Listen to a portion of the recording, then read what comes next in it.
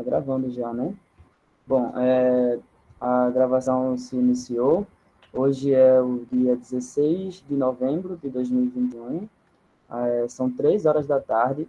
A gente está aqui, né, no evento do primeiro colóquio filosófico do pensamento africano e afrodiaspórico da UFPE. Nesse exato momento, com ele sendo realizado pela plataforma do Google Meet, porque a gente teve um problema com o StreamYard, que a gente sequer sabe ainda qual foi o problema, mas a gente não estava conseguindo acessar, nem a gente que era moderador, host, e nem os convidados estavam conseguindo acessar. Então, dada a problemática e dado que a gente não tinha ainda um diagnóstico, né, do que é que estava acontecendo, a gente resolveu, por manter, né, para manter a programação sem perdas, a gente veio para o Meet para poder continuar e, posteriormente, utilizar essa gravação no YouTube. Então, a gente pede, né, de antemão, desculpas a todo mundo que estava lá na audiência e que, posteriormente, vai ver. Desculpas ao professor Bruno, aos convidados, aos nossos palestrantes, porque, de fato, a gente sequer não entendeu ainda o que está acontecendo. Mas a nossa proposta, né, a gente vai tentar hoje ainda resolver, entender o que aconteceu com o stream e voltar amanhã com programação pelo YouTube novamente. Qualquer novidade que vier a ocorrer, se formos manter a programação por aqui, a gente avisa tudo pela página do Instagram, né? Nosso portal de comunicação oficial é por lá. Então, qualquer novidade a gente vai estar informando por lá, tá? Então, Bia falou para a gente, né, que era Beatriz Dias que estava fazendo a mediação, ela não está conseguindo voltar a acessar, né, a sala. Mas, então, de modo geral, a gente pode dar início, né, à programação aqui, com a sessão de comunicação. Essa é a primeira sessão de comunicação, né, do nosso evento, né. Hoje à tarde, a gente vai ter duas comunicações de orientandos, né, daí do professor Bruno, ou seja, a gente está num ambiente amigável aqui, né. A primeira comunicação, né, ela se intitula Raça e Decolonialidade na Idade Média, né, possibilidades e perspectivas frente ao racismo epistêmico, que vai ser a palestrante, né, nossa comunicadora. A segunda comunicação se intitula O Continente Africano e o Negro em Representações Euro-Árabes Medievais, e vai ser aí ter como comunicador Jeremias Jefferson, também da UFPE. Então, fiquem à vontade, a Mariana pode começar, se for colocar a apresentação na tela, pode ficar à vontade, qualquer questão que nos informam. E, bom, é isso. Muito obrigado. Certo, deixa eu só apresentar a tela aqui.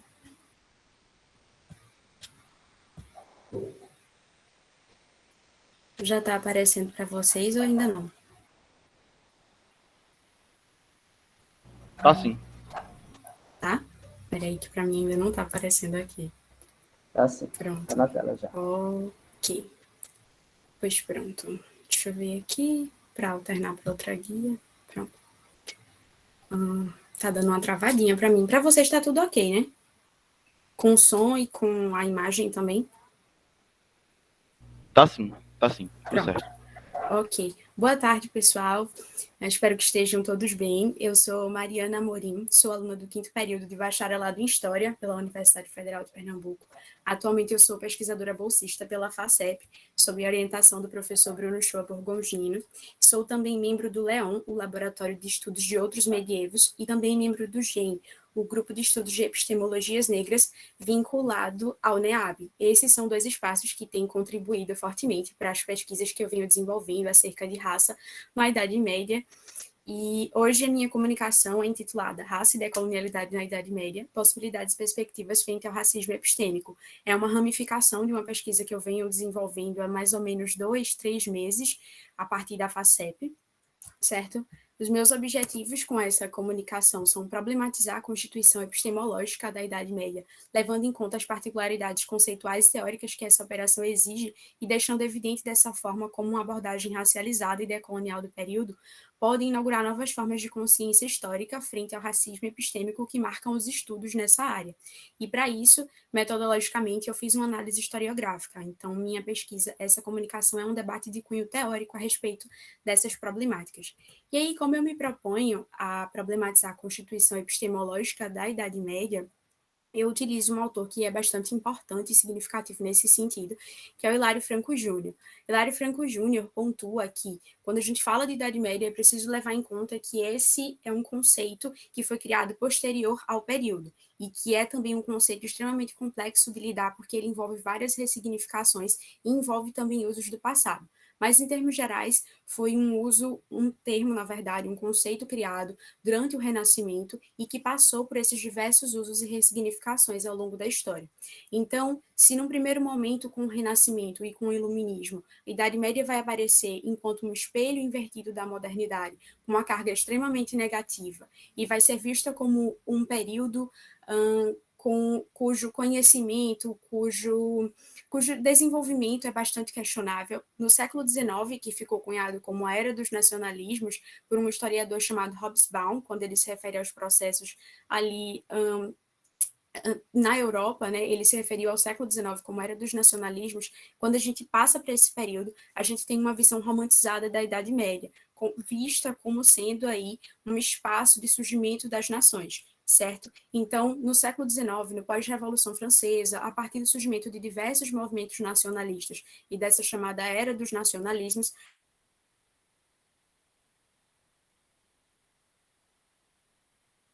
a gente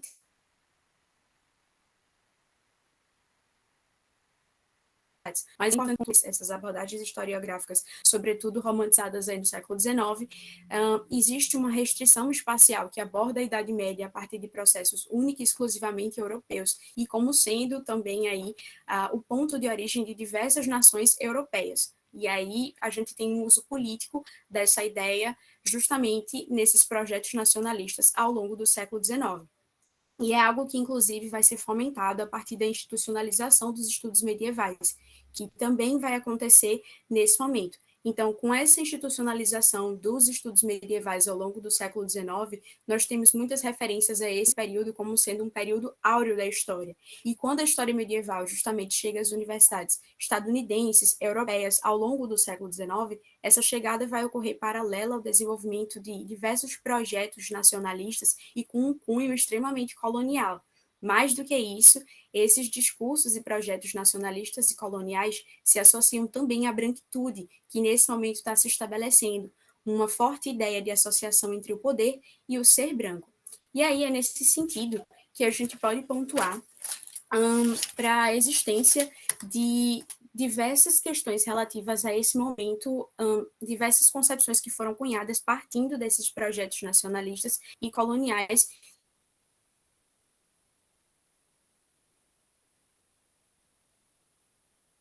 E epistemes que são racistas nesse sentido, certo? Ao longo do século XX, a gente já tem novos paradigmas nas entornos dicotômicos a respeito desse período. Então, a gente encontra ao longo do século XX tanto abordagens que perpetuam a ideia de Idade Média enquanto um espelho invertido, como também a ideia de uma Idade Média como um período áureo. Então, existem, nesse caso, ressignificações que bebem tanto das representações modernas, como também das representações ao longo do século XIX, quando a gente fala de Idade Média, ao longo do século XX. E existem, nesse sentido, duas problemáticas que são perpetuadas. A primeira delas é a espacialidade, como eu já venho comentando, porque quando se aborda a Idade Média nesse período, existe uma restrição muito forte a processos única e exclusivamente europeus, um recorte geográfico europeizado, e também o próprio termo Idade Média vai ser, nesse momento, contestado, porque ele é um termo que foi utilizado aí para descrever processos únicos e exclusivamente europeus. Então, a gente tem, a partir de então, estímulo a narrativas mais plurais que possam pensar outros medievos, certo? E, enfim, Outro historiador que me é também bem interessante para pensar essas questões é o Marcelo Cândido, porque ele pontua que ao longo do século XX a Idade Média deixa de ser interesse único e exclusivamente de historiadores, antropólogos e sociólogos e vai também se tornar alvo de diferentes interesses de diferentes grupos. Então, na literatura, nas festas, na música, e aí ele coloca até uma frase bem interessante numa das obras dele que Humberto Eco diz, afirmando que todo mundo tem mais ou menos uma ideia do que Idade Média é, mas que essas ideias não se afastam justamente desses cânones nacionalistas, coloniais e associados também à branquitude, que perpetuaram, portanto, ideias colonializadas, ou melhor dizendo, colonizadas, perdão, e epistemes racistas a respeito desse período, certo? Inclusive, muitos homens políticos, nesse momento, durante o século XX, vão fazer uso da Idade Média com fins políticos, é o que o Patrick Gary pontua. A Idade Média vai ser sustentáculo de diversos discursos políticos ao longo do século XX, como é o caso do nazismo, por exemplo. Quando a gente fala do Heinrich Himmler, que era chefe do Esquadrão de Proteção, a espinha dorsal do regime nazista, e ele acreditava ser uma encarnação do rei Henrique I, e inclusive patrocinava expedições para descobrir os territórios de colonização germânica, reivindicando nesse sentido o espaço vital e para, inclusive, também falar sobre o fundamento da raça ariana nesse sentido.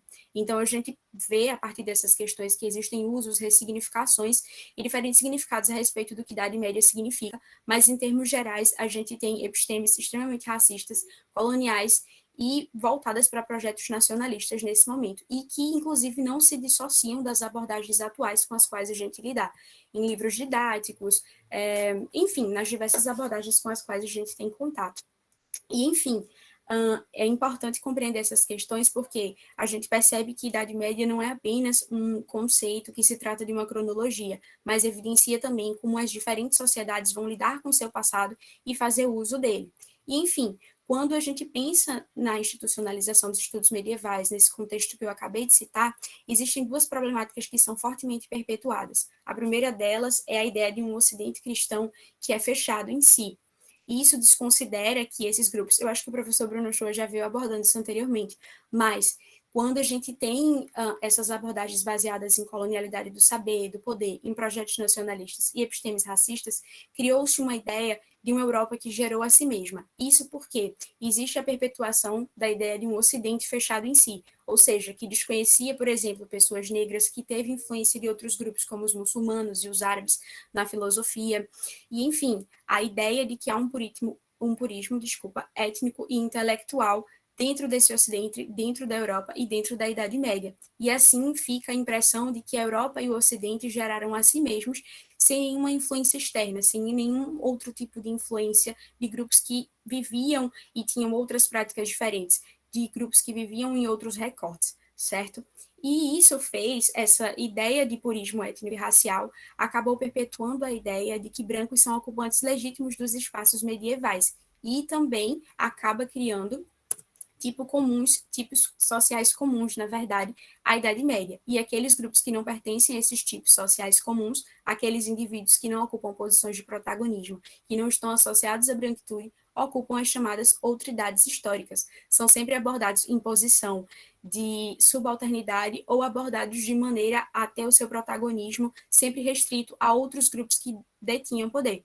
É o caso de indivíduos negros, que vão ser, no caso, existe uma narrativa perpetuada justamente baseada nessas epistemes racistas, coloniais, e baseada nesses projetos nacionalistas que perpetua a ideia de que o Ocidente cristão, que era fechado em si e que gerou a si mesmo, desconhecia indivíduos negros. E aí, essas questões são extremamente contestáveis, certo? Não resistem a uma análise mais minuciosa, historiograficamente falando, a partir da análise de diferentes fontes, e enfim. E o que acontece? Essa ideia de uma Idade Média branca é extremamente contestável. E existem abordagens decoloniais e racializadas a respeito da Idade Média que têm sido desenvolvidas para justamente contestar essas questões, certo? Então, essa ideia de uma Idade Média branca que gerou, de uma Europa que gerou a si mesma, de um Ocidente que gerou a si mesmo, pautado num purismo étnico, num purismo intelectual, certo? Então, essas abordagens decoloniais e racializadas têm sido apontadas como caminhos para gerar novas formas de consciência histórica, para inaugurar novas formas de abordagem acerca de Idade Média. E aí existem alguns caminhos fundamentais nesse sentido, quando a gente pensa na racialização e na decolonização dos estudos medievais. Um dos primeiros caminhos que a gente pode apontar seria reconhecer, primeiramente, essas problemáticas nos estudos mais tradicionais. É algo que o Cordell Taker, que é um pesquisador, um intelectual que tem desenvolvido pesquisas como a que o professor Bruno Shoa desenvolveu, abordando a pertinência de trabalhar raça em Idade Média, afirma. Ele diz que ainda existe, nos estudos mais tradicionais, nas abordagens mais tradicionais a respeito de Idade Média, uma ideia de que não se pode falar de raça e que se desconhecia indivíduos negros. Então, um primeiro passo para a gente poder abordar essas questões seria reconhecer essa problemática e esse cânone e essas epistemes que são racistas e pautadas nessa colonialidade do saber e do poder. Ele conta, inclusive, que ele é afro-americano, então ele conta que quando decidiu se tornar medievalista, ele conta um episódio específico da vida dele, de que ele foi bastante questionado por colegas de turma do porquê que ele estava abandonando a cultura afro-americana para estudar o medievo, se era um período tão branco e repleto de pessoas brancas. Então, a partir dessas problemáticas e experiências pessoais, ele vem desenvolvendo justamente a ideia dessa necessidade de reconhecer o quanto é preciso que se racialize esses estudos e que se reconheça primeiro essas construções anteriores. Outra de reconhecer é que compreender que o continente europeu não estava fechado, encerrado em si, certo?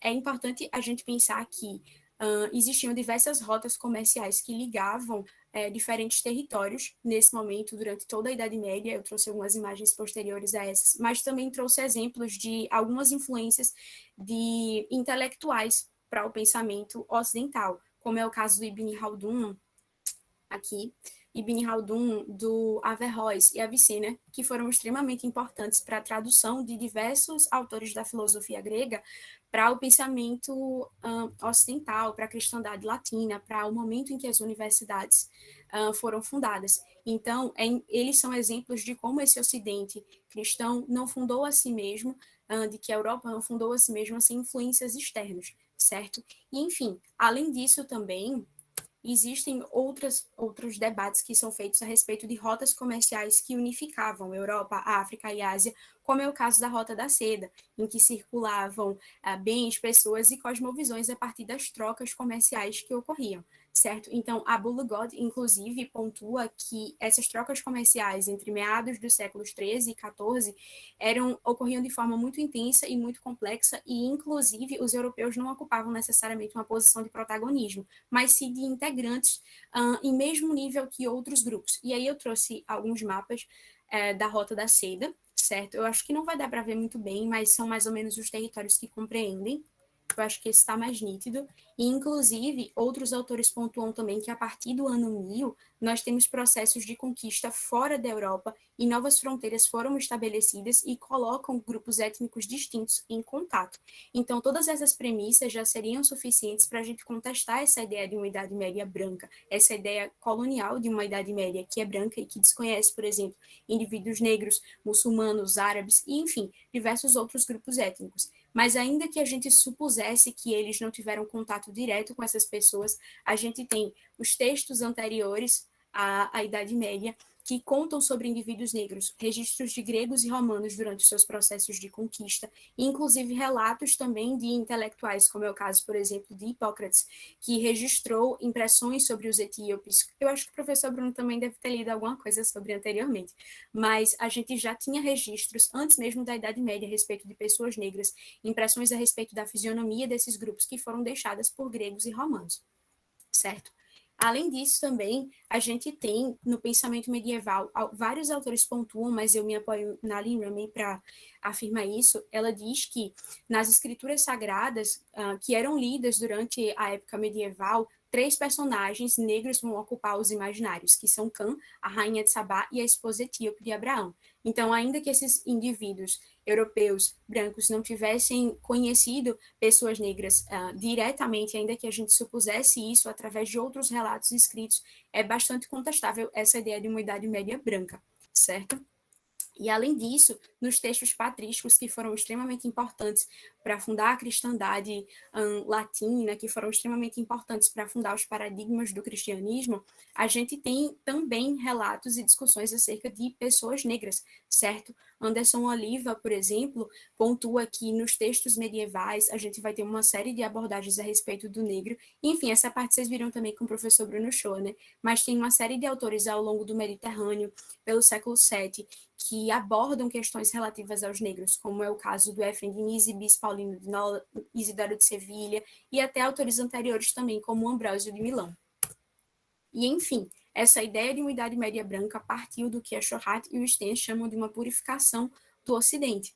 E aí, outra alternativa também para racializar esses estudos, além dessas questões, dessas pontuações e perspectivas que eu já venho colocando que precisam ser reconhecidas, seria a aplicação do conceito de raça na Idade Média, como o professor Bruno Shoa veio abordando, claro que reconhecendo as especificidades teóricas e conceituais, porque trata-se de um tropos, mas a gente tem uma série de autores que vêm também contribuindo como um aporte teórico para a aplicação desse conceito e que auxiliariam na racialização desses estudos, contestando esse racismo epistêmico tão presente nos estudos medievais. E, enfim, existem também, eu já vou me adiantar um pouquinho aqui, porque eu acho que eu passei um pouquinho do tempo, mas existem também caminhos para a decolonização, né? Todas essas perspectivas que eu vim apontando anteriormente também são caminhos para a gente pensar na decolonização dos estudos medievais, mas existem algumas outras questões pontuadas pelo Jeremy Cohen e o Simon Gunt que me são bem úteis quando a gente pensa nesse processo de decolonizar a Idade Média. Seria esse repensar as identidades que são hegemônicas, ou seja, repensar de fato essa ideia de uma Idade Média que seja branca, que seja europeia e que esteja ligada justamente a esses discursos políticos, pluralizar narrativas que estejam ligadas ao medievo, então compreender, por exemplo, como é que a gente pode pensar em construir uma Idade Média africana, asiática, até mesmo para as Américas. Muitos autores já têm posto que é importante a gente compreender e pensar numa Idade Média, até mesmo para o Brasil, porque a gente foi colonizado por territórios que têm a ver com essa formação e essas questões relativas à Idade Média. E, além disso, também romper, no caso, com essa ótica monocular, né, a respeito do que Idade Média significa, trabalhar para além de uma única tradição literária, como eu venho dizendo, estudar a partir de diferentes autores, óticas, espacialidades e perspectivas, e, além disso, também legitimar estudos em outras línguas, porque a gente tem um forte estímulo a ler e estudar apenas a respeito de medievo, com os estudos, sobretudo, que são feitos em inglês, certo? Estadunidenses e europeus, então pensar outras idades médias a partir disso. Retomar manuscritos através dos seus cânones, então repensar a forma de constituição e as óticas com as quais a gente analisa a Idade Média, e, além disso, repensar também palavras-chave que possam definir esse momento, porque a gente associa bastante essa questão de falar de Idade Média e falar de feudalismo, quando, na verdade, é um processo próprio da Europa e restrito a uma parte específica também. E analisar a genealogia das nossas matrizes curriculares, que também bebem desse eurocentrismo, dessa ótica ocidental, certo? E que ignora muitas vezes protagonismos e subalterniza indivíduos negros, árabes, muçulmanos, apagando as suas heranças, né, inclusive da filosofia, da história, enfim, das ciências humanas. Deslocar o domínio do cristianismo para compreender que, nesse momento, a gente tem outros tipos de manifestações religiosas presentes nesse momento, questões relativas ao judaísmo, ao islamismo e assim por diante, e ampliar os recortes geográficos, certo? Pensando a Idade Média em África, em Ásia, como eu venho dizendo, também no Brasil. E, enfim, o que a gente pode inferir nesse sentido é que essas novas abordagens decoloniais e racializadas da Idade Média podem inaugurar novas formas de consciência histórica acerca do medievo frente ao racismo epistêmico. Quando a gente fala de consciência histórica, a gente está falando sobre novas formas de representação social que advém de determinada sociedade a partir de seu desenvolvimento no tempo e no espaço. Então, pensar em racializar e decolonizar os estudos medievais podem trazer esses novos recortes, espacialidades e formas de abordagem que se afastam do racismo epistêmico. É isso, gente. Eu acho que eu passei um pouquinho do tempo, desculpa, mas muito obrigada. E é isso. Não precisa se preocupar com o tempo. Você foi maravilhosa, exposição excelente. Estamos gratos que você veio aqui, que a gente pôde se deliciar com o seu trabalho, viu? Nós podemos ir agora para o trabalho O Continente Africano e o Negro em Representações Euro-Árabes Medievais, por Jeremias Jefferson. Tudo certo aí? Boa tarde. Dá para me escutar direito? Dá sim. Tá. Pronto. Eu vou transmitir a tela aqui, o slide.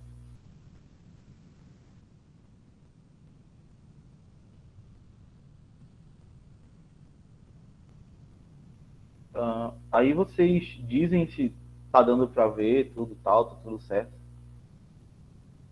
Tá tudo certinho aqui. Ok, então, deixa eu ver o tempo. Vamos fazer as contas, meu Deus. Vamos lá. Boa tarde, gente. Eu sou Jeremias Jefferson. Eu sou estudante de História da Universidade Federal de Pernambuco. Atualmente estou no 6º período. Eu faço parte do LEON, Laboratório de Estudos de Outros Medievos. Atualmente eu sou orientado pelo professor Bruno Shoa Borgongino, que já falou aqui hoje, professor de História Medieval da casa, assim como da professora Érica Lopo, professora de História da América, também daqui da Federal de Pernambuco. O que eu proponho para trabalho hoje é a gente pensar o continente africano e o negro em representações euro-árabes medievais. Assim, a princípio, eu já falo que eu tenho não é necessariamente um problema, mas o Shoa e a Mari, a gente pesquisa, entre aspas, juntos, trataram de alguns temas que eu também vou tratar aqui hoje. O Matheus falou no chat ainda agora que isso seria muito interessante para a gente poder ligar o pensamento, e realmente vai ser. Então, por favor, gente, eu vou ficar passando alguns pontos que já bateram, então, por favor, não achem que, sei lá, que eu tô só repetindo, que já passaram e tal. Eu tentei trazer outros pontos diferentes, mas inevitavelmente a gente vai se bater. Perfeito? Então, qual o problema que eu proponho para a gente pensar? Como europeus e árabes representaram o continente africano e o negro durante a Idade Média, e qual a importância dessas representações na formação das visões racistas acerca desse continente e do negro. O objetivo vai ser complexificar as visões existentes acerca da Idade Média, analisando diversas representações acerca do continente africano e do negro nesse período. Perfeito? Qual a coisa que eu coloco a princípio? Por que eu vou falar de representações euro-árabes acerca dos negros na Idade Média? Primeiro, vamos estar falando do negro, porque justamente como o Shoa e a Mari já pontuaram aqui, a área de medieval é uma área extremamente embranquecida, que não trata de questões acerca do negro, do continente africano, enfim, de coisas que vão além da Europa, do cristão e do branco, quando se trata de Idade Média. Então, quando a gente está tratando sobre esses temas, a gente está, obviamente, indo contra a corrente e pesquisando assuntos que são deixados de lado pela historiografia clássica. Como o professor Uchoa bem disse, isso é uma questão que vem aí realmente ganhando força nos últimos 20 anos. Então, são estudos realmente recentes. Eu faço um recorte euro-árabe para falar dessas questões, para não focar apenas na Europa, como se a Europa estivesse isolada na Idade Média, o que não é a realidade. A gente pode falar de uma Afro-Eurásia para esse período. O continente africano, a Europa e a Ásia, eles estão interligados, porque geograficamente são unidos, mas principalmente a área da África do Norte, a região mediterrânea, a região das Arábias, são áreas extremamente que têm um contato muito forte entre si. Desde aí, vamos falar de antiguidade, tem relatos da antiguidade que falavam sobre o negro, de viajar pela costa do continente africano, enfim. Então não dá para a gente pensar a Idade Média e falar de representações acerca do negro pensando apenas na Europa, como se a Europa estivesse sozinha. Não, ela estava dialogando com a África, ela estava dialogando com a Ásia também. Então essas ideias que a gente vai tratar aqui, essas representações, elas estão em um constante movimento dentro desses espaços. A metodologia que eu vou usar vai se basear em uma pesquisa bibliográfica e documental. Então, eu vou analisar aqui um conjunto diverso de documentos transcritos. E tais documentos eles vão ser inseridos dentro de um debate historiográfico que elucide as suas relevâncias para os atuais debates acerca de raça, racismo e também de Idade Média. Alguns pontos iniciais. Eu começo falando acerca de uma ideia que eu gosto muito, muito, muito, muito. Quem me conhece sabe que eu já usei isso milhões de vezes, que é a ideia de espelhos deformantes, do Carlo Ginzburg. No seu livro Relação de Forças, esse historiador italiano, ele diz acerca das fontes do documento histórico que eles não são nem uma janela escancarada, como acreditam os positivistas, nem muros que obstruem a visão, como acreditam os céticos. No máximo, poderíamos compará-los a espelhos deformantes.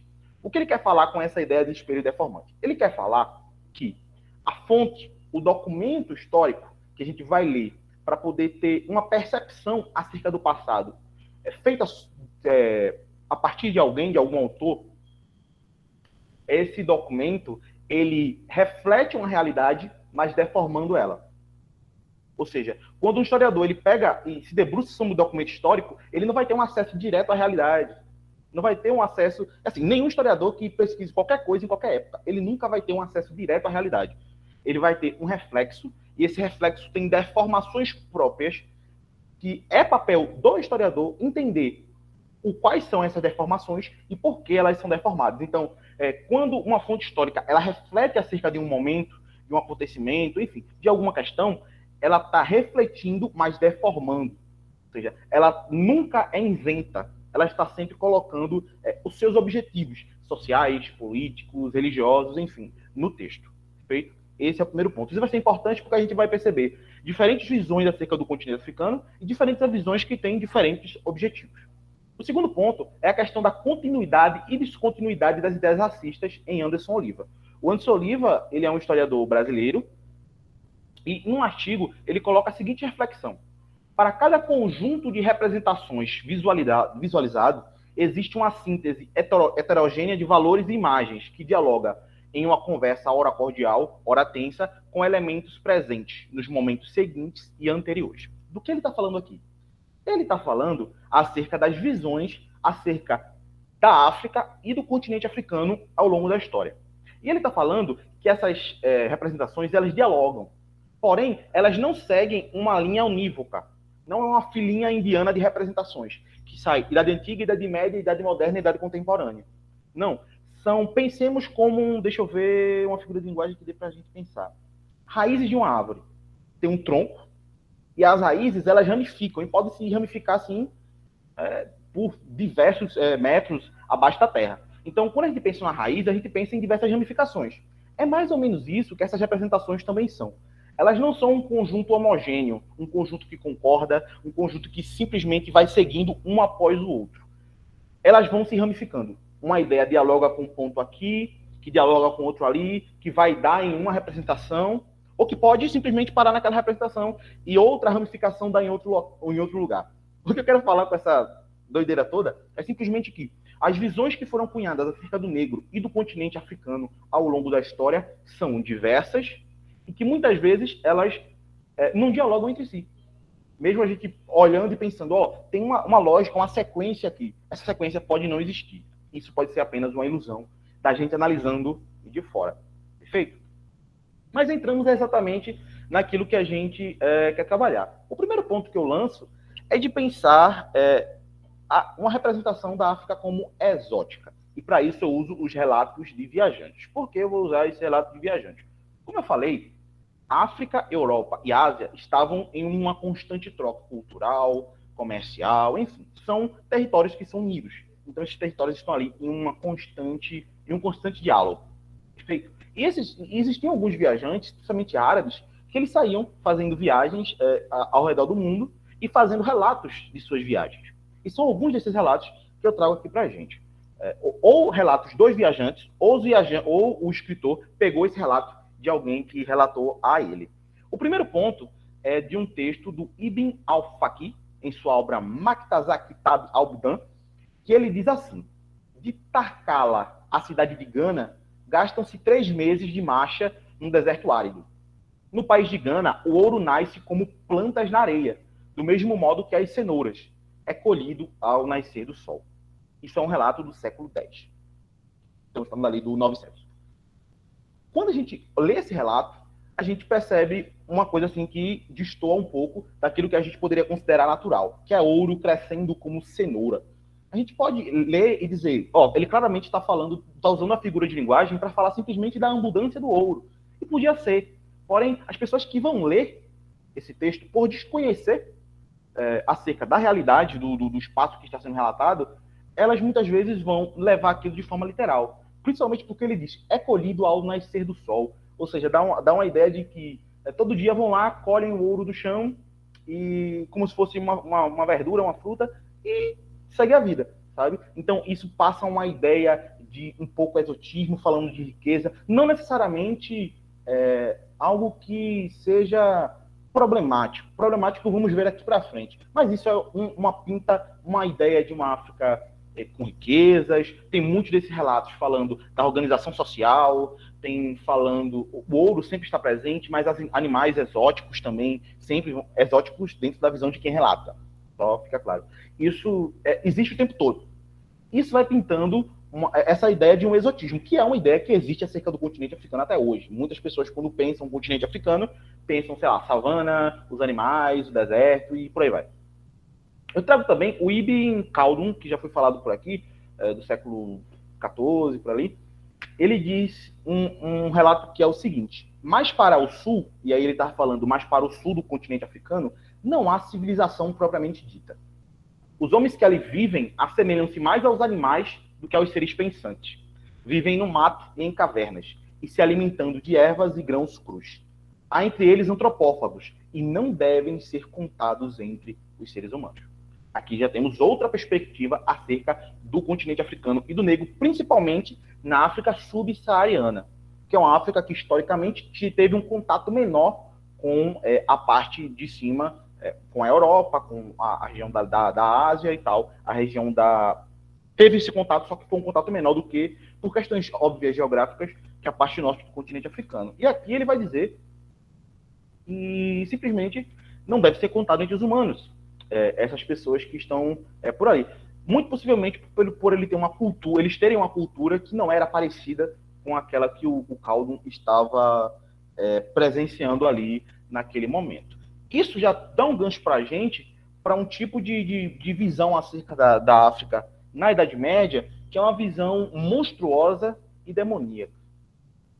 Esse ponto aqui é muito interessante. Já vimos a África enquanto um espaço exótico, sei lá, cheio de ouro, animais, ou então pessoas com uma cultura diferente, que seriam canibais, enfim, por aí vai. Mas também tem uma outra África, que é uma África monstruosa e uma África demoníaca. Essa, essencialmente, junto com a última que já foi falada, e não aquela primeira que tratava do ouro, ela realmente vai se tratar de um problema maior. Por quê? O Nogueira, ele traz uma explicação. Na forma humana ou na forma animal, Satã é frequentemente negro ou escuro, como convinha ao príncipe das trevas.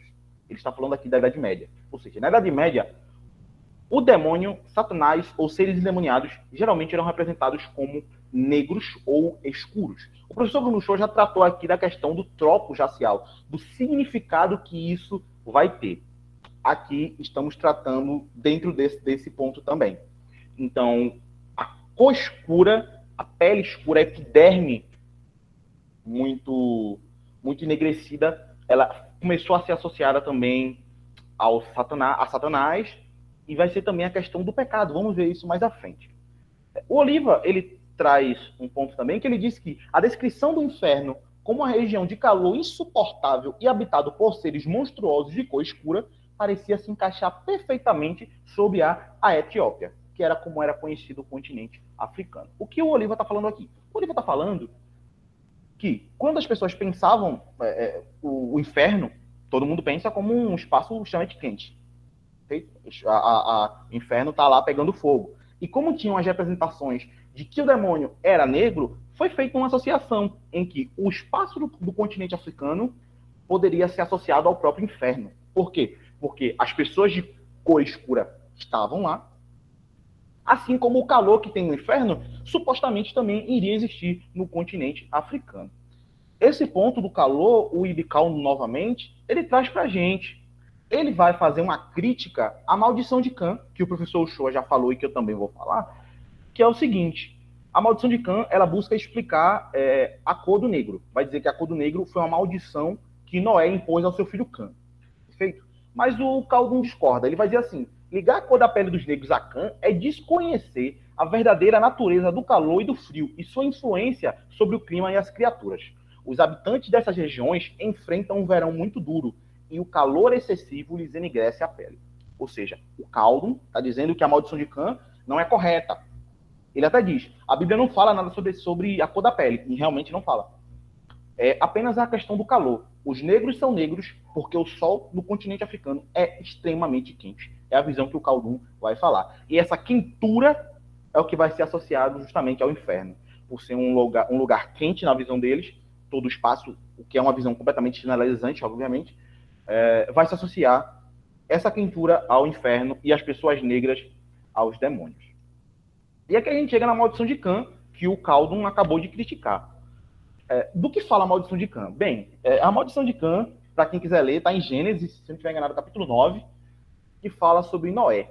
Noé plantou uma vinha, plantou um bocado de uva, fez um vinho para tomar, bebeu o seu vinho, ficou bêbado, tirou a roupa, ficou completamente pelado e apagou. Apagou e tal. E aí seu filho Cã chega, vê o pai nu, ri, em vez de cobrir o pai, e vai dizer para os irmãos.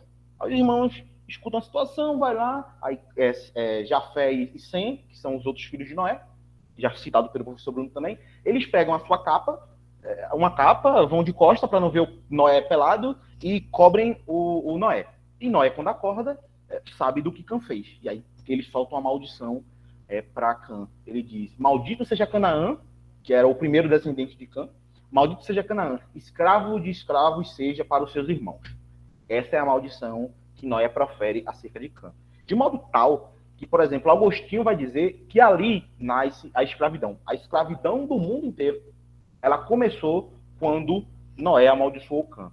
E a sua descendência passou a ser escrava de seus irmãos. Mas aqui no século IX, no texto do Quizas al-Anbiya, do Al-Qisai, ele traz uma perspectiva já associando a maldição de Cã à cor da pele. Ele diz que Deus, isso é um comentário acerca do Gênesis, que Deus mude sua tez e que seu rosto fique preto. E naquele mesmo instante, o rosto dele ficou preto. O rosto de quem? O rosto de Cã, que foi amaldiçoado. Que ele faça criadas e escravos da descendência de Cã até o dia da ressurreição. Ou seja, já vemos aqui a associação da cor da pele à escravidão. Isso vai ser um ponto importante para daqui a pouco. Então, essa maldição de Cã já vai começar a circular de forma bastante forte na Idade Média. Muitos árabes e muçulmanos e tal usam essas ideias, judeus também e cristãos. Isso não é algo restrito de apenas um grupo. E aqui eu trago o Ambrósio de Milão, que também já foi citado por aqui hoje, que é mais realmente do que eu pesquiso.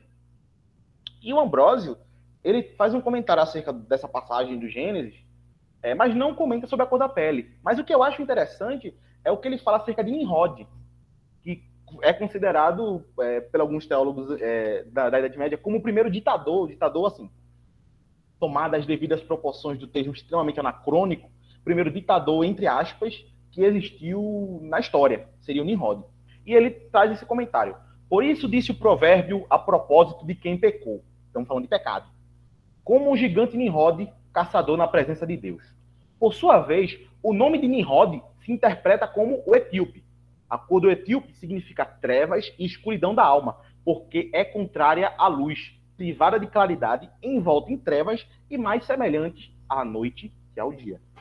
Aqui vemos o Ambrósio, que estava ali no século IV, fazendo uma associação da cor do etíope ao pecado, a trevas, a uma escuridão da alma. Mas, novamente, estamos tratando de um tropos, como o professor Bruno Shoa bem falou. Ou seja, não necessariamente ele estava em contato com um negro ali falando daquilo. Ele estava usando meio que uma figura de linguagem para tratar sobre essa questão.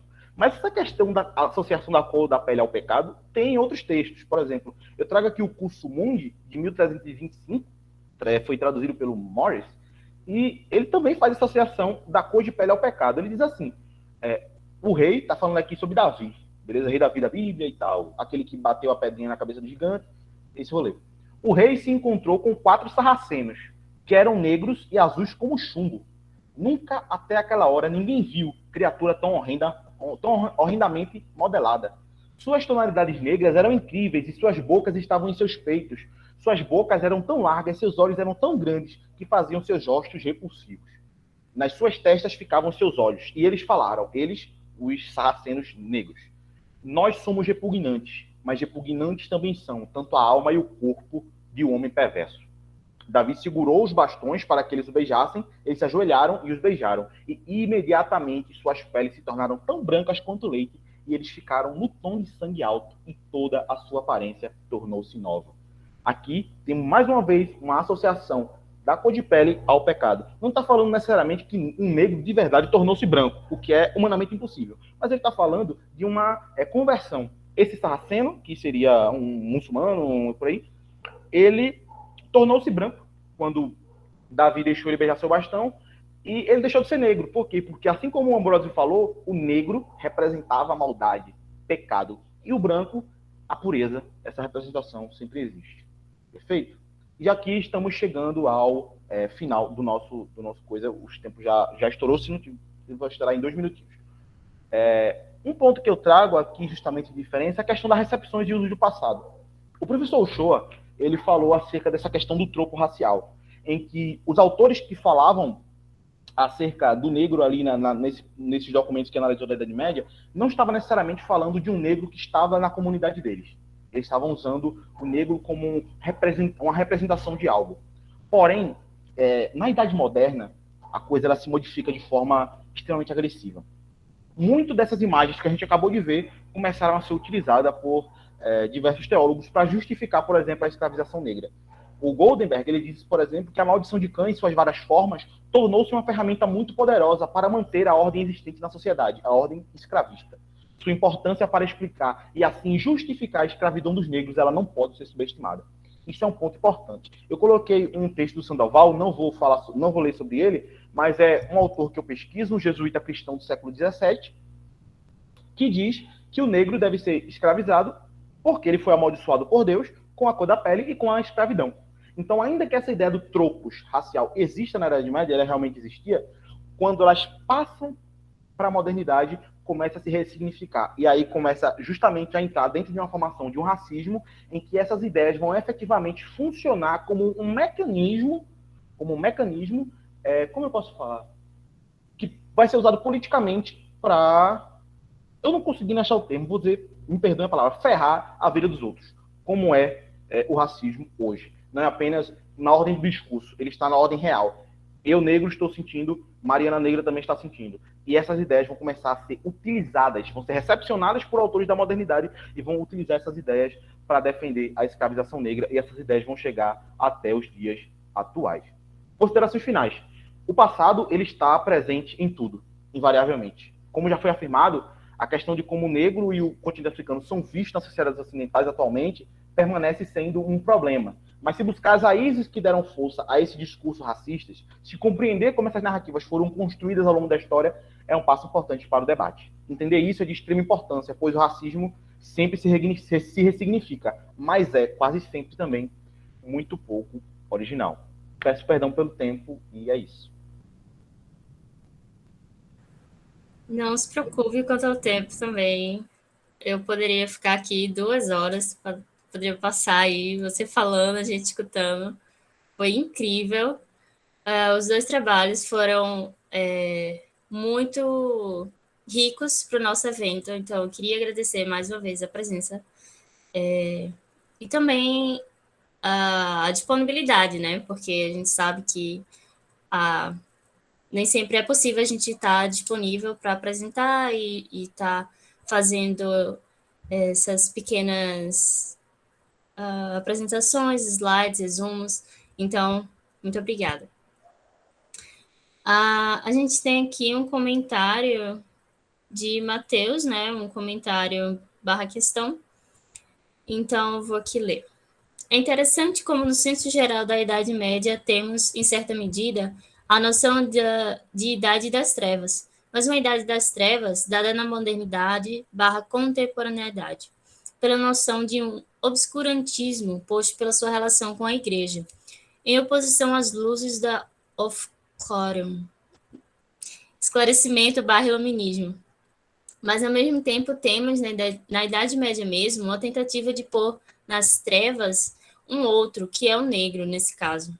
Em algum sentido, seja na Idade Média, seja no esclarecimento, há uma tentativa de se colocar um outro, um inimigo, um estranho, o demônio no local de uma escuridão.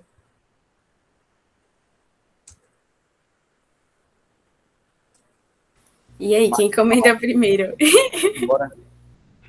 Então, eu acho bem interessante essa observação de Matheus, porque realmente a gente tem notado isso, né? Embora as pesquisas da gente estejam bem no comecinho ainda falta uma penca de documentos, dessas questões para a gente ler, mas a gente foca sobretudo essa percepção, né, a respeito dessa ideia de demonização e do sujeito e do outro, sobretudo a partir da modernidade, né, com o Descartes, quando ele pensa essa questão do racionalismo cartesiano, né? E quando ele pensa justamente quem é sujeito, quem é o outro, quem é aquele que ocupa a posição de protagonismo e quem é aquele que ocupa a posição do subalterno. E, inclusive, aquela ideia, né, do cogito ergo sum, de penso, logo existo, vai, inclusive, materializar formas, né, puxando um pouquinho porque eu estava falando, epistemes e formas de pensar que deslegitimam outras, e, inclusive, justamente, aqueles que são colocados na outridade, são demonizados, passam por isso, né, sobretudo a partir do momento que esse racionalismo cartesiano vai se consolidando. Não sei se tu quer comentar mais alguma coisa, mas Matheus comentou já, né, tudo assim. Então... Não tem muito a adicionar acerca disso, não, mas justamente, eu acho que o ponto de diferença principal entre esses dois pontos é que na Idade Média o foco principal era a questão religiosa, no Iluminismo a gente vai para uma questão mais filosófica, científica e por aí. Então, existem essas diferenças, mas sim, existe uma noção de escuridão relacionada ao negro na Idade Média, que é uma questão muitas vezes discursiva, apenas, e vai também ter essa noção de Idade das Trevas, enfim, a noção de escuridão ela sempre está por ali. Sempre é visto como um sentido negativo em relação a alguma coisa. Isso, assim, não começou na Idade Média, não começou na modernidade, na Antiguidade já tem simbologias que retratam bem meu yin e yang, sabe? O bem e o mal, o branco e o preto, por ali já tinha desde a Antiguidade. Então, essa noção de o que é escuro é ruim, o que é claro é bom, já existia há muito tempo, só que com o passar do tempo, ela vai se associando a diferentes coisas. Então, na Idade Média, ao negro e a questão da religião, há uma questão mais filosófica, científica na Idade Moderna e por aí vai. Só um comentário, não tem nada a contestar não, tá completamente correto, Matheus. Muito obrigada pelos comentários, e a Matheus também. Mais alguém deseja participar do debate? Professor super orgulhoso aqui. Professor, não nos mate, por favor.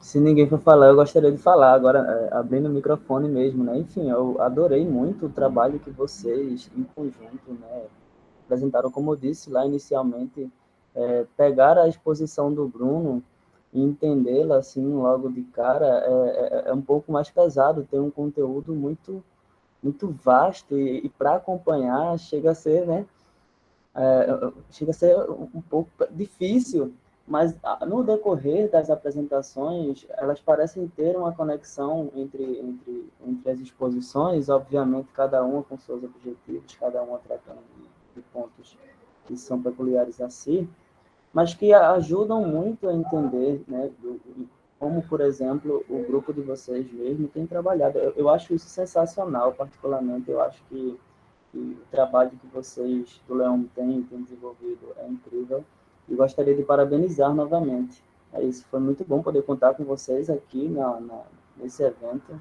Certamente, a ideia do minicurso que surgiu aí quando a gente estava lá no YouTube ainda, vai voltar em algum momento, a gente vai fazer uma proposta dessa, quem sabe, e aí a gente espera, quem sabe, também poder contar com vocês, porque a pesquisa de vocês tem uma importância assim, gigantesca. Então, muito obrigado novamente. Só agradecer por tudo. Eu que agradeço de verdade a vocês pela oportunidade que vocês deram para a gente. É muito, muito importante. A gente, como mais disse, a gente está no começo da nossa pesquisa. São as primeiras apresentações também em eventos da gente. Então, assim, é extremamente importante para a gente. E, enfim, tá tratando na frente de Mari e de Uchoa, que são duas referências para mim. E eu não tô babando ovo de ninguém, tô falando sério. É assim, foi muito bom. Muito obrigado. Surgiu uma pergunta aqui da Priscila. Qual a influência dessas ideias que existe no modo como vemos o negro hoje? Eita, Mari, deixa eu ir primeiro dessa vez. Vai. Isso é um ponto que eu ia colocar, ia falar, até eu falei na conclusão, o modo como as sociedades ocidentais pensam, só que, na verdade, eu não tratei disso no meio do trabalho, porque eu tive que dar uma puladinha por causa do tempo. Mas, vê só, como eu disse, são ramificações. As ideias elas não seguem uma linha reta. Porém, essas ideias elas chegam na atualidade e elas se ressignificam. Como eu disse, o racismo é muito pouco original. Ele sempre está se ressignificando ideias que já existem no passado. E, por exemplo, a maldição de Khan, que a gente viu, o Alcácer, eu acho que Alcácer, meu Deus, tratando disso no século X, 900. Tem um pastor pentecostal envolvido na política atualmente, em um congresso cristão, acho que aconteceu em 2007, 2008, que ele dá essa explicação da maldição de Khan, século XXI, já se passaram mais de 1000 anos. Ele disse que o negro, ele tem essa cor por causa da maldição de Khan. Isso é um ponto que é falado. Então, essas ideias, elas chegam para a gente até hoje. O Goldenberg, que eu citei, uma das motivações que instigou ele a escrever o livro foi que começaram a fazer uma pesquisazinha com as pessoas negras e perguntaram a elas, tipo, por que o negro sofre o que sofre, por aí vai. E tem gente que falava maldição de Khan. E vocês perguntam, meu Deus, de onde está vindo isso? Sabe? Essas ideias, não é que elas seguem uma linha reta, mas elas vão se reciclando e chegando aos dias atuais. E assim, se o negro era visto como um monstro na Idade Média, sei lá, foi falado aqui, do cara tinha a boca batendo no peito, o olho na testa e por aí vai. Na contemporaneidade, assim, o negro é visto como um monstro também. Não nesse sentido, mas o negro é visto como raivoso, o negro é visto como um bandido, um trombadinha e por aí vai. E claro, não estamos falando de uma coisa que liga essencialmente a outra. Mas o negro, ele ainda sofre com essas imagens que são cunhadas. Porque, como eu disse, o Shoa, ele falou do tropo de uma questão que está mais na ordem do discurso, mas a partir da modernidade, isso entra essencialmente na influência da vida das pessoas negras. Então, a pessoa vai ser escravizada por causa essas ideias vão ser usadas para defender a escravização dessas pessoas, e por aí vai, sabe? Então, assim, as ideias chegam até hoje. Por exemplo, as religiões de matriz africana, elas são completamente demonizadas. Então, uma pessoa de religião de matriz vai dizer, Exu abre caminhos para mim, ó, muito massa. O cara vai dizer, não, Exu é o próprio demônio. Por quê? Porque tem essa associação da religiosidade africana a questão da demonização, que é uma coisa que já existia na Idade Média, como já disse, ainda que de uma ordem discursiva, mas a partir da modernidade efetivamente entra na vida das pessoas. Então, assim, existiu muito, não necessariamente dessas ideias, mas de como essas ideias se ressignificaram ao longo do tempo. Espero ter sido claro, mas sei que não. Inclusive, só para te complementar, esses usos e ressignificações, né, a própria tentativa, por exemplo, de hoje ainda os estudos medievais tentarem negar tipo, essa possibilidade da aplicação do conceito de raça e ainda existirem estudos tradicionais que defendem essa ideia de uma Idade Média branca, pautada justamente nessa ideia colonial, nesses projetos nacionalistas, também influenciam nas visões que a gente tem a respeito do negro, né? Porque comumente nós somos abordados em narrativas historiográficas como sendo sempre subalternos, aqueles que viveram no apagamento, ou quando abordados através de uma intensa demonização, né?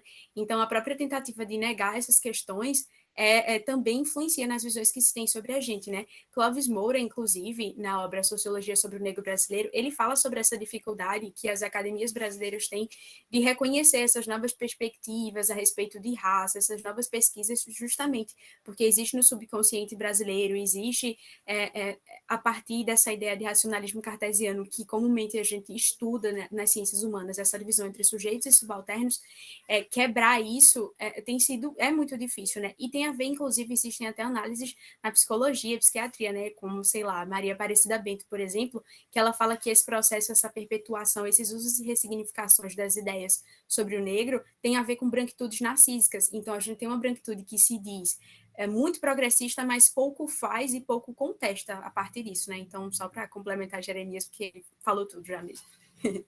Rapidinho, só um pontinho aqui, que a Maria Eduarda, que está aqui com a gente, a amiga minha, ela mandou no privado aqui agora, e é verdade. Existe, por exemplo, o quadro da Redenção de Khan, que foi utilizado no final do século XIX e início do século XX no Brasil, na proposta higienista, que buscava embranquecer a população brasileira, E o nome do Cad é a Redenção de Khan, e tem essa ideia de o negro tornar-se branco ao longo das gerações. E vem justamente dessa questão do Khan, da maldição dele ter sido supostamente a cor da pele também. Obrigado, Duda.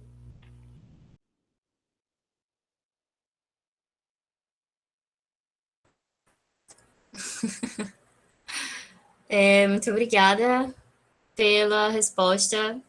Cada vez que vocês respondem, eu fico... Fale mais.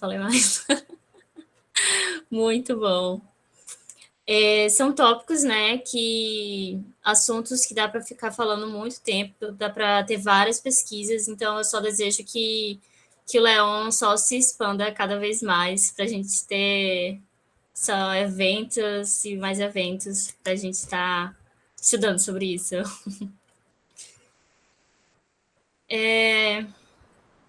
Olá, posso? Então, esse é o momento, né? Eu acho que se ninguém tiver mais um ponto a acrescentar, a gente pode ler os comentários de elogios, que foram muitos, mas se ninguém tiver mais questões a acrescentar, pontos a levantar, eu gostaria de falar um pouco sobre o que a gente vai ter amanhã. Que amanhã, né, a gente continua com a programação, a gente já entendeu mais ou menos o que foi que aconteceu com o StreamYard, ele já voltou, né, a funcionar, então amanhã provavelmente a gente está funcionando novamente pelo YouTube, e às 9 horas de amanhã, quarta-feira, dia 17, a gente vai ter uma palestra com o professor do Departamento de Filosofia, Rogério Salcedo, intitulada Raça, Literatura e Identidade, né? Posteriormente à palestra do professor Salcedo, a gente vai ter também uma sessão de comunicações, onde a gente vai ter 4 comunicações. Vai ser um dia bastante movimentado, com muita discussão, bastante discussão, daquele jeito que a gente gosta. Então, as pessoas que estão aqui presentes, se puderem, estejam presentes amanhã também, tá? Vai ser muito bom, o evento tem sido muito bom, né? E, enfim, pedimos desculpa pelo que aconteceu, agora recentemente com o StreamYard, mas amanhã a gente já volta provavelmente pelo YouTube, certo? Acho que é isso. Se der para acrescentar mais alguma coisa, se o professor Shoa, se Jeremias ou Mariana quiser acrescentar mais alguma coisa, fiquem à vontade. E aí, acho que é isso. Tá todo mundo com aquela cara de já falei o suficiente, talvez. Às vezes não é o suficiente, né? Que a pesquisa é longa, e a gente entende que a pesquisa é longa, mas a gente se dá por satisfeito. É bom. Acho que é isso. Só obrigado Então, mesmo. Matheus. Só obrigado a todo mundo, a vocês dois que estão aqui com a gente, a todo mundo que elogiou o nosso trabalho, ao professor Stoa, a Mari também por salvar eu sempre, e só isso. Muito obrigado de verdade. Isso. É um ponto importante, né, de ressaltar. A gente tem uma comissão organizadora grande, né? Agradecer a toda a comissão organizadora, agradecer ao professor Érico, agradecer a vocês, comunicadores, palestrantes, agradecer a todo mundo que está aqui presente. É um trabalho, um esforço que ele só se realiza porque é um esforço coletivo mesmo e as pessoas abraçam, né? Caso contrário, ele não se realizaria. Então, é um agradecimento geral, né, a todos nós que estamos fazendo esse evento acontecer. Perfeito. Acho que é por aí. Enfim, a gente encerra por aqui. Ó, o professor no comentário. Certo. Muito obrigado. A gente se encontra amanhã na palestra do professor Salcedo. Tá bem? Então, até logo. E fiquem com saúde, fiquem bem.